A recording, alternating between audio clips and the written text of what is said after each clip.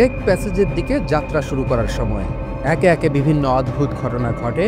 আকাশে অদ্ভুত আলোর ঝলকানি, কম্পাসের অদ্ভুত আচরণ এবং এমন শব্দ শোনা যায় যা বিজ্ঞানীরা এখনও ব্যাখ্যা করতে পারেনি।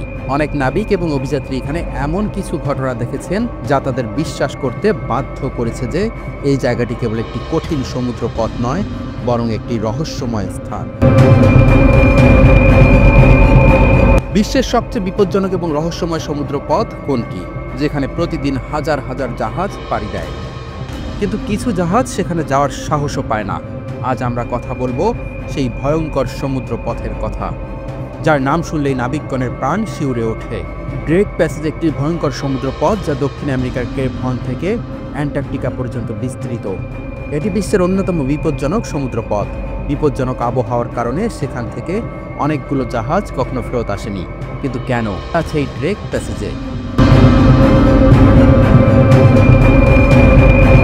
28 নভেম্বর 2022 ভাইকিং পোলারিস নামের একটি বিলাসবহুল ক্রুজ শিপ অ্যান্টার্কটিকা যাওয়ার পথে ভয়ঙ্কর এক তুফানের কবলে পড়ে। এক বিশাল ঢেউ জাহাজটিকে কাগজের নৌকার মতো ভাসিয়ে দেয়। একে একে ভেঙে যায় জাহাজের জানালা, আহত হয় 4 জন যাত্রী এবং 1 জন প্রাণ হারায়।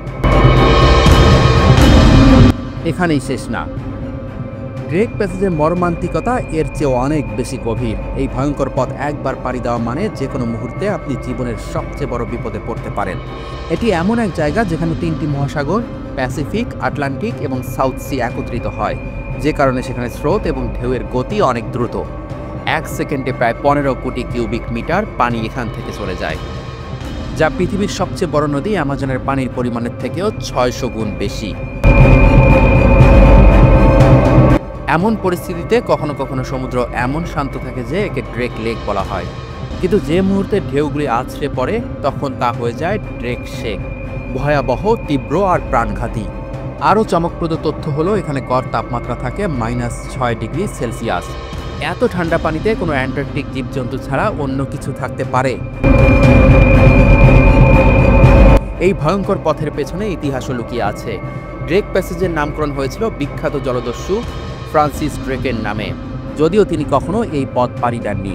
1577 সালে তিনি স্পেনের জাহাজ লুট করার জন্য এই জলপথ ব্যবহার করেছিলেন, কিন্তু তার অভিযানে ভয়াবহ ঝড়ের কারণে তার দলের বেশ কয়েকটি জাহাজ হারিয়ে যায়। তারপর 40 বছর পর ডাচ অভিযাত্রী উইলিয়াম সাউথ প্রথম এই পথ সফলভাবে অতিক্রম করেন।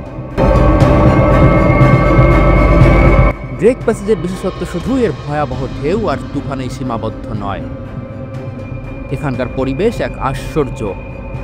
অ্যান্টার্কটিক সার্কামপোলার কারেন্ট নামে একটি শক্তিশালী স্রোত এখানে ঘুরপাক খায়, যা অ্যান্টার্কটিকাকে গলানোর হাত থেকে রক্ষা করে। কিন্তু এই স্রোতই যে কারণে বিশাল ঢেউ সৃষ্টি করে তা আগে থেকে বুঝে ওঠা যায় না।